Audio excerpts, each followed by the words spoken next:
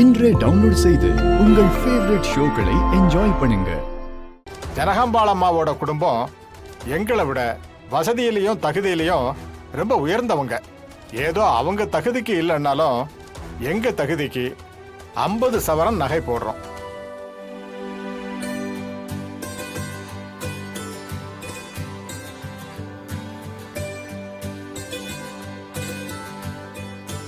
இந்த நகையெல்லாம் நம்ம பொண்ணு கழுத்துல போடுமா? சரிங்க.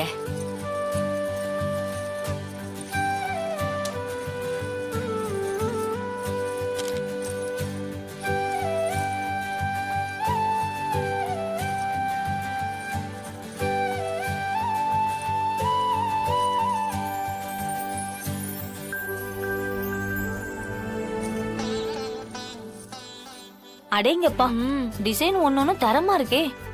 இன்னைக்கு தங்கம் வைக்கிற விலைக்கு 50 பவுன் பெருசுதான். ஆமா ஆமா.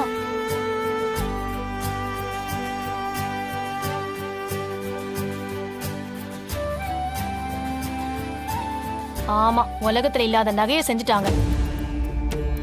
எல்லாரும் முன்னாடி இப்படி ஷோ காட்டிக்கிட்டு இருக்காங்க. என் பொண்ணுக்கு எப்படியெல்லாம் செய்யலான்னு இருந்தேன் தெரியுமா? அதுக்கெல்லாம் முன்னாடி இது கால் தூசுக்காகாது. அண்ணி விடுங்க, அவங்க ஏதோ செஞ்சுட்டு போகட்டும். மீனா, எனக்கு ஓ மேலே டவுட்டா இருக்கு. என்ன பின்ன வரதட்சணை பேசுற அளவுக்கு வந்துட்டாங்கன்னா அப்ப எல்லாம் முடிஞ்சிருச்சுன்னு தானே அர்த்தம்? அதெல்லாம் ஒண்ணும் நடக்காத அண்ணி. இன்னும் டைம் இருக்கு, கொஞ்சம் பொறுமையா இருங்க. அம்மா, நீயும் எனக்கு செய்யறதுக்காக எடுத்துட்டு வந்த நகையெல்லாம் அவங்க கிட்ட காட்டுமா. ஏய், இது அதுக்கான டைம் இல்லடி, கொஞ்சம் பொறுமையா இரு. என்ன சம்பந்தியமா, உங்களுக்கு எல்லாம் பிடிச்சிருக்குல்ல? இங்க பாருங்க, சபையில இருக்கிற எல்லாருக்கும் நான் சொல்லிக்கிறது ஒண்ணுதான். எனக்கு இந்த வரதட்சணை வாங்குறது கொடுக்கறது இது ரெண்டுலயுமே விருப்பம் இல்ல.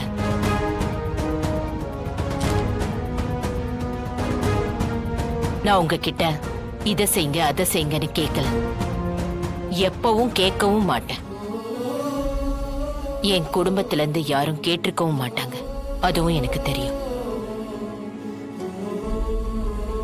நீங்க உங்க பொண்ணுக்கு ஏதோ செய்யணும்னு நினைக்கிறீங்க, செய்றீங்க, அவ்வளவுதான். அதுல நான் தலையிட மாட்டேன்.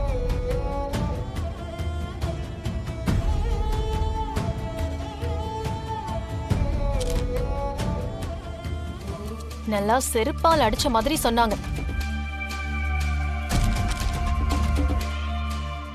அவங்க எவ்வளவு பெரிய ஆளு, அவங்க கிட்ட வந்து 50 பவுன் நகையை காட்டிட்டு நீங்க பெரிய ஆளுன்னு காட்டிக்கிட்டு இருக்கீங்களா? யார்கிட்ட எப்படி நடந்துக்கணும்னு தராதரம் கூட இல்லையா உங்களுக்கு?